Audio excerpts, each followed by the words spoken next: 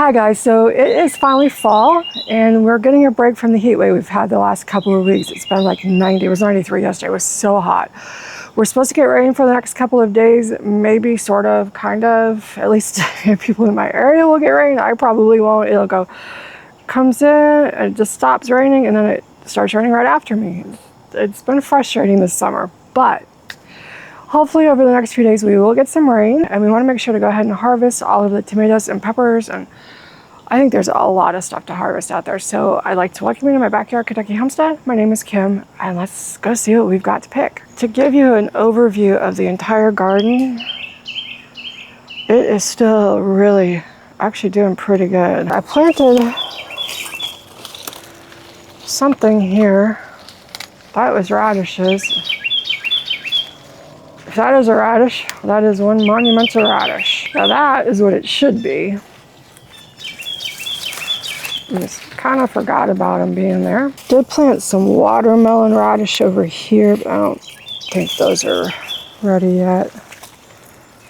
Those look like breakfast radish. I don't know. Got some calendula. So the Rebecca and the echinacea were looking pretty sad in these pots, so I just popped them in this bed since there was a little space until I could get them out into the flower bed. It works quite well. And actually last year, and I may do it again this year, take this out. I'm missing, there it is. I'm missing a leg.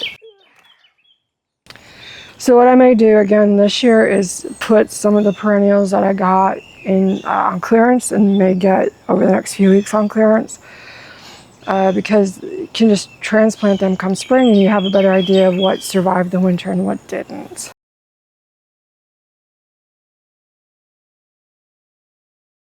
Those are a little bit more normal. So unfortunately my sugar snap peas did not come up.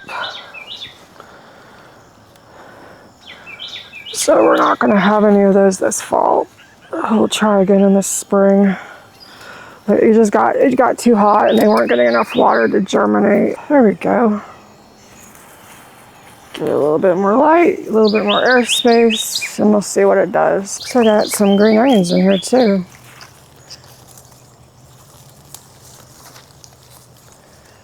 Forgot I planted those. So I could actually just cut these and they would grow again, but I pulled them. So we have calendula, we have tomatoes, more allium. So that's a start. I don't know if the radish is going to be usable, but it's a start.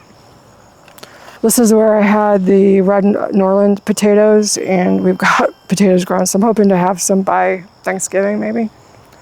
We'll see. I think I got a pumpkin over here.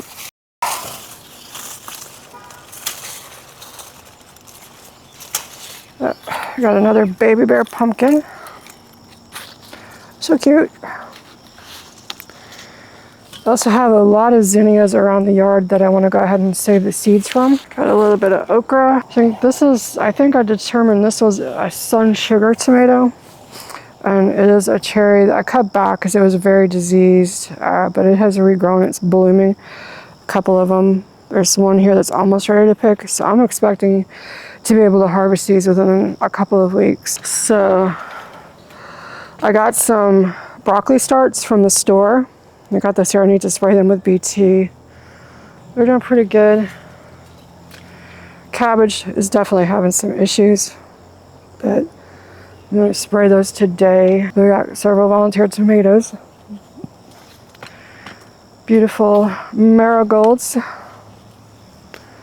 I love those. All right, let's start on the peppers.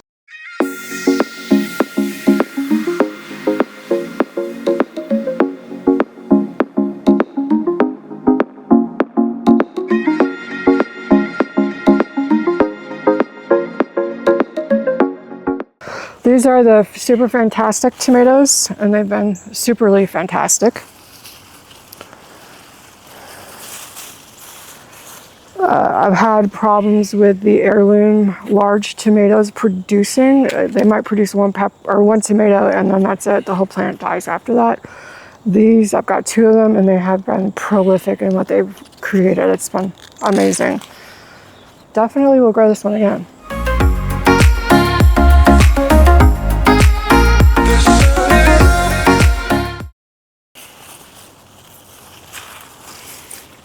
Okay, I think that's all. And these are the bell peppers, so they are the yellow monster and king of the north. Over here we've got a Goliath bell pepper, which actually may have made peppers, and then the rest of them are the Italian Marconi peppers. So this pepper plant here looks like it's dying back, so I'm going to go ahead and pull those and actually pull the plant as well, because the whole thing is just withered.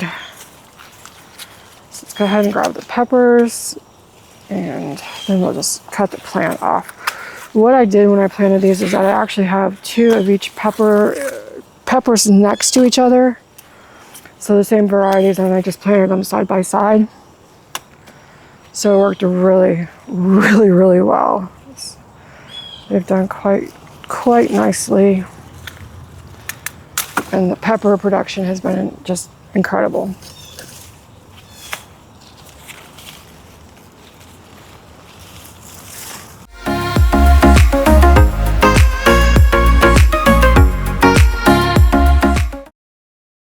So what I did was just put the sweet peppers together, because I want to make sure to keep the hot peppers separate from the sweet peppers. And we're going to go ahead and pull these chilies, I think.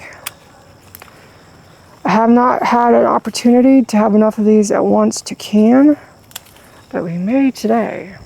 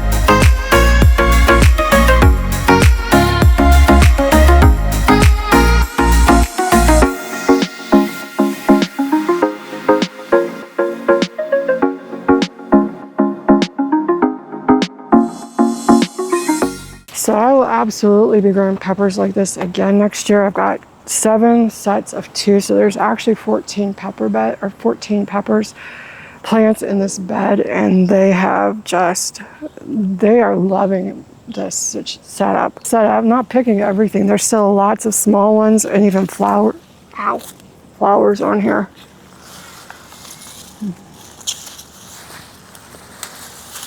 And every time you look,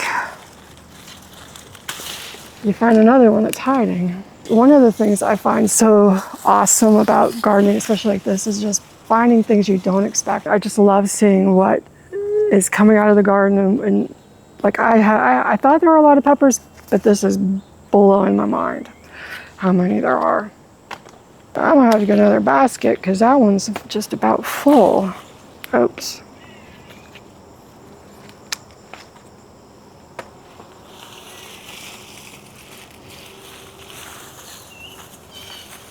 I just found 2 more down here. 3 more, 4 more, 5 more. Holy mackerel. So I thought I was done, and I just found those. Next year I do not want to have anything in front of the peppers, because I have my sweet potatoes down here, and it's going to make it hard to get into this section.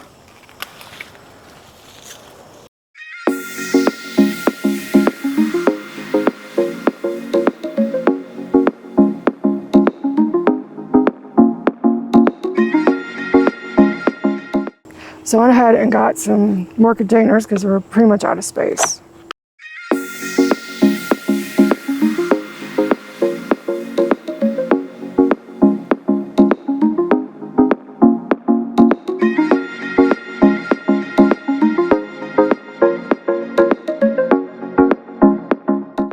So this one I think I'm going to finish trying to tackle it from the backside, stay away from that bee. And then there are actually some growing through the tomato cages back here.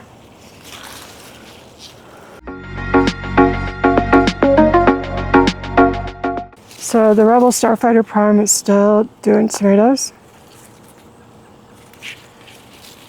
even though it's completely entrenched with the cypress vine.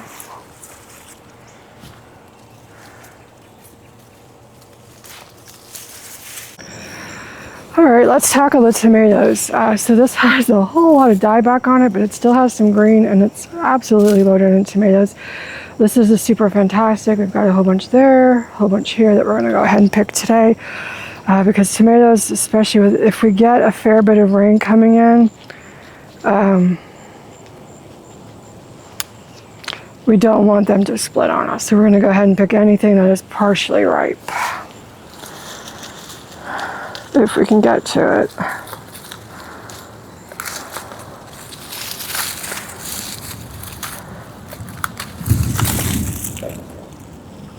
Wow, that sounded like thunder. Holy crap, it's gonna be here earlier. So these are the tomatoes from Super Fantastic, and tomatoes will last longer inside if you keep the stems on them.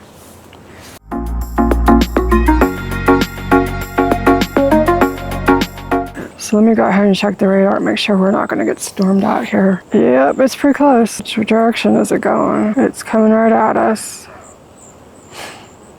So the storm's coming right at us, but we probably won't get any rain, so we're going to see what happens. Let's just keep going. And the plants look pretty rough right now, but honestly, this is what I would have expected in early August, and it is late September, so I'm perfectly happy with it. I'm hesitant to remove much of anything because in the past I've had tomatoes, if you can get them to September, but with the heat wave we've just had, I would say October, they can actually regrow, and we didn't have a really hard freeze or hard frost until November of last year.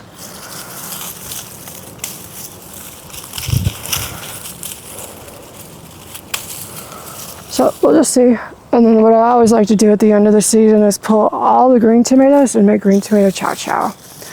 It's a family tradition. I dropped a few green ones, but it's a family tradition to do green tomato chow chow.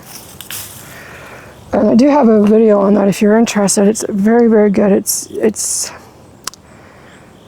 just a relish made with the green tomatoes, and then there's sugar, cabbage, onions, peppers in it. It's really delicious, and it's really good on beans, like bean soup. Very, very, very delicious. But we have a ton of tomatoes growing in here that are still very green. Some that are growing back onto the peppers behind them. There's more tomatoes down here. There's just all kinds of tomatoes still. It's crazy. Love it.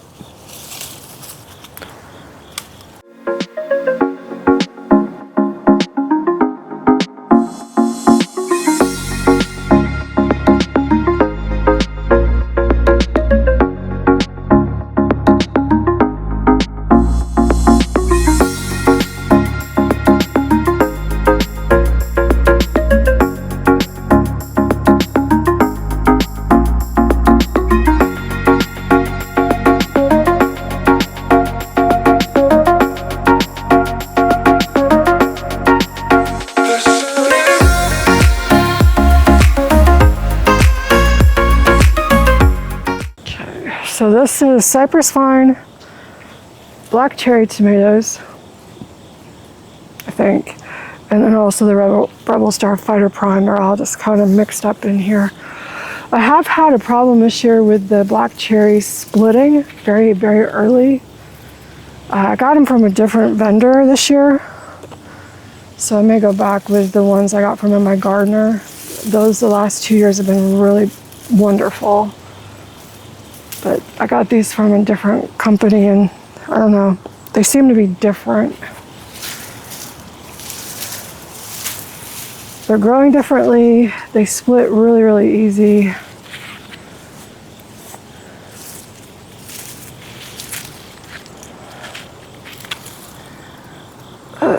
This thing here is just insane.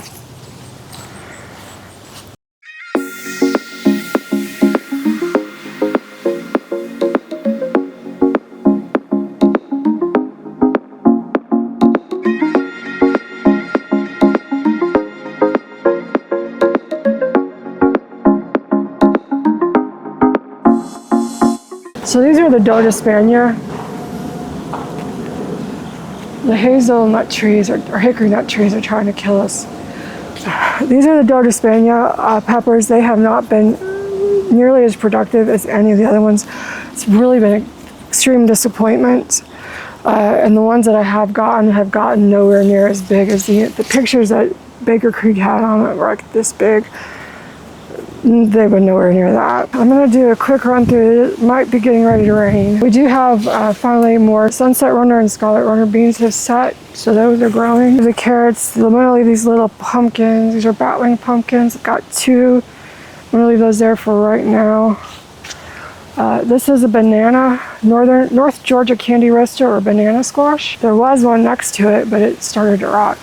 So I'm gonna go ahead and pick this one and then we'll let this cure.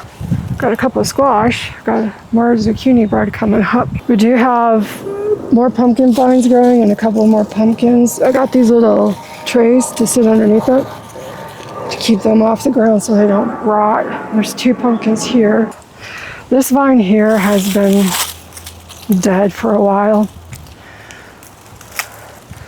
But I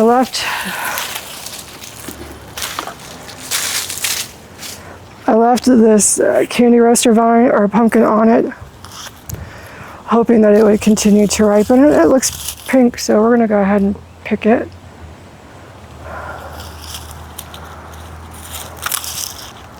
Don't drop it.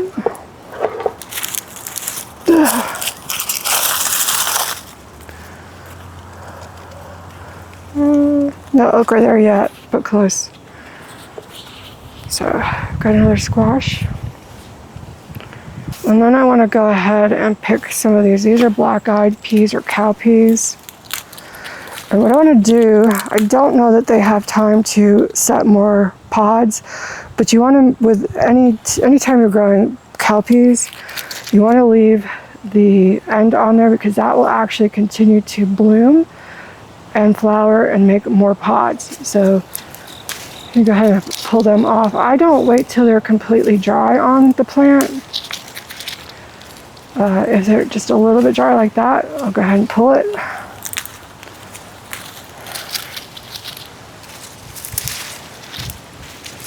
Because what I found with a lot of the drying beans, the longer they're on the plant, the more they shrivel up and then you get nothing. So that was a mistake. I killed the end of that.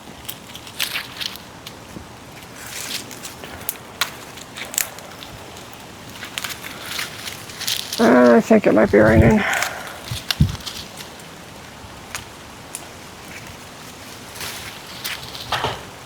Yep, it's raining. So it just started raining. I gotta get the camera inside. I might go ahead and keep picking those beans, but we'll be back with the rest of the harvest here in a second. Hi guys, so it is much later in the same day. We ended up getting several hours of rain, and I think we have another storm getting ready to blow in. In between, I was able to harvest a few more things. I got some more okra, got some habanada peppers, some orange Lisa peppers, or Gale's Golden Pippin peppers, or something like that. Also, I pulled up some carrots. This has to be the biggest carrot I have ever seen. It's definitely the biggest carrot I've ever grown. I think we're going to be making some carrot cake this week. Also got some zucchini rampicati back here. Yellow squash, got a little honey nut squash. Yellow squash. Peppers. These are the bell peppers and the Marconi peppers. And then we've got a combination of chilies and poblanos. Jalapenos, some more jalapenos, and a variety of different tomatoes. So this And then we've got the cow peas, the black-eyed peas, and also I pulled all the rattlesnake beans off. Now I will let these dry down completely. I don't worry about them drying down completely on the vine. I actually find that they tend to shrivel up, sort of like what this one did, if I leave them on the bush too long. But I will go ahead and once they start to dry down, like this, go ahead and pull them, leave them inside, and then they will dry down completely on their own. So once they are dry, I will go ahead and start shilling them a little bit at a time as they do dry. And there's still a lot more beans on the plant. There's a lot more peppers out there. There's more tomatoes.